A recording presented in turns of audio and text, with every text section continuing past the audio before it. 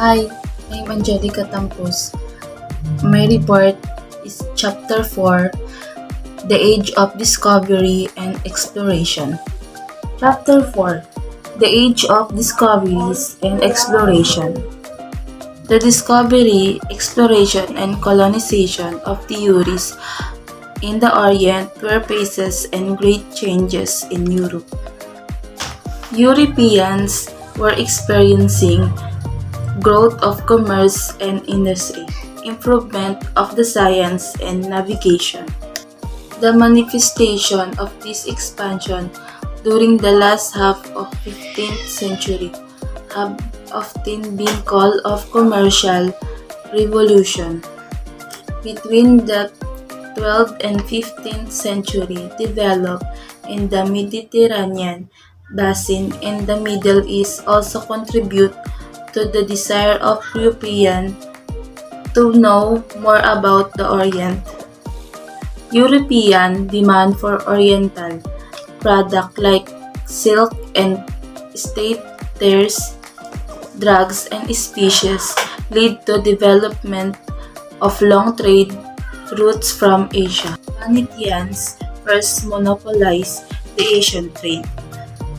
Later, the Portuguese, the Spaniards, and other Europeans began to trade with the Oriental countries.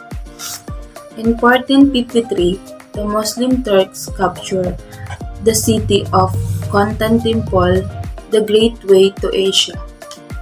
Ang tinatawag na Age of Exploration ay isang panahon mula sa unang bahagi ng 15 siglo at nagpapatuloy hanggang sa unang bahagi ng ika-17 siglo, kung saan ang mga barkong Europeo ay naglakbay sa buong mundo upang maghanap ng bagong ruta ng kalakalan at kasosyo upang pakain ang umuusbong na kapitalismo sa Europa.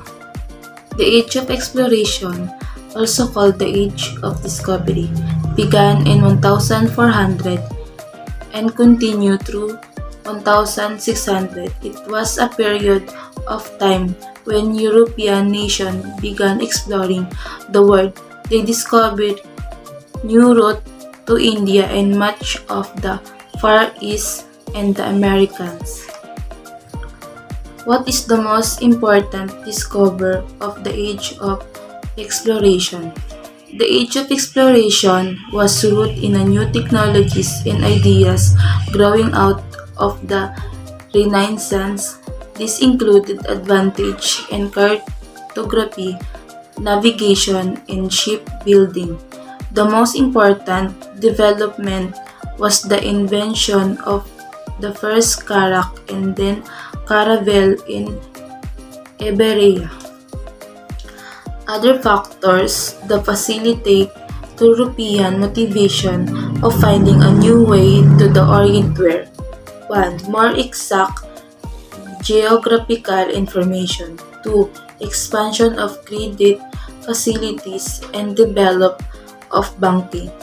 The desire to convert heathen lands to Christianity. Early exploration. Portugal was the first European country to establish direct contact with the Orient. Prince Henry, the navigator, established a school for Portuguese mariners and encouraged his sailors to push down further the African coast until in 1488 Bartolomé Diaz loaded the Cape of Good Hope. 10 years later, in 1498, Vasco da Gama reached India. Spain financed Columbus' westward voyage in 1492, discovering the New World. Balboa discovered the Pacific Ocean in 1513. John Cabot brought the British flag to Canadian coast in 1497. Jacques Cartier explored the St. Lawrence River for France, 1534 to 1535. What was the early exploration? So, called Age of Exploration was the period from the early 15th century and continuing into the early 17th century, during with European shippers travel around the world to search for a new trading route and partner to feed burgeoning capitalism in Europe. Division of the world.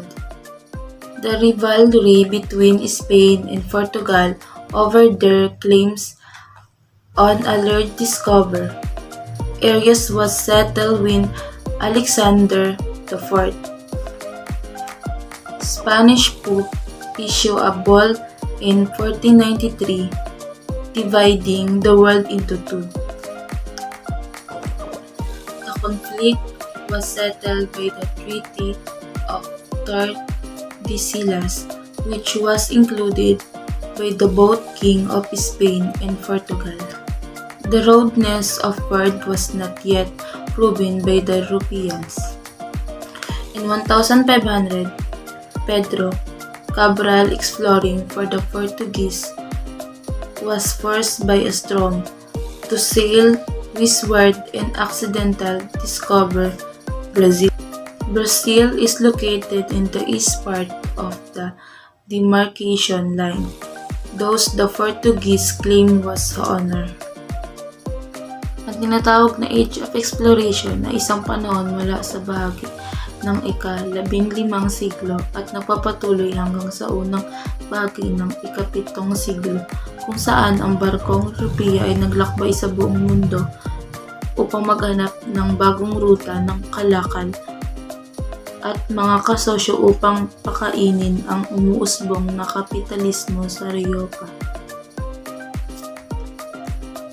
Ang ilang pangunahing motibo para sa mga Europeo sa panahon ng pagkalugat ay nais nilang makahanap ng bagong ruta ng dagat patungo sa Asia. Gusto nila ng kaalaman, nais nilang ipalaganap ang Kristyanismo. Gusto nila ang kayamanan at kaluwalhatian at gusto nila ang mga pampalasa.